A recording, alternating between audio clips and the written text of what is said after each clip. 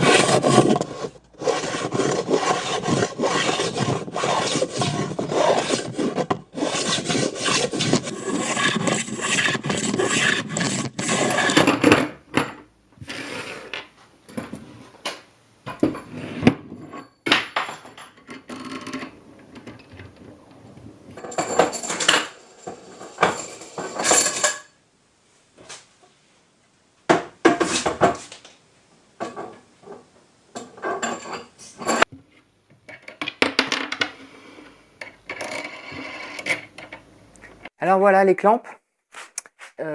C'est très pratique, hein, vous le verrez dans les futurs épisodes. Ça peut paraître simple à faire, mais c'est quand même très long parce qu'il faut raboter, dégauchir, bien assembler pour qu'il y ait le moins de jeu, percer les trous, enfin bref. Là ils sont bruts, il me reste encore quelques équipements à faire qui fera l'objet d'un autre épisode pour faire des épisodes quand même toujours assez courts.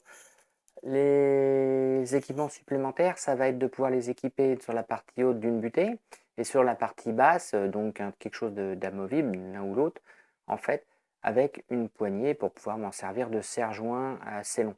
Je pourrais donc les mettre les uns derrière les autres, en fait les assembler pour augmenter la longueur au besoin.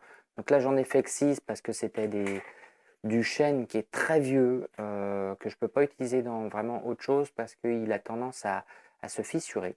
Il a dû être fait avec le cœur. Donc voilà, ils m'ont servi quand même, hein, tout simplement. Là, vous avez vu l'exemple, hein, ça reste qu'un exemple, c'est juste pour vous montrer.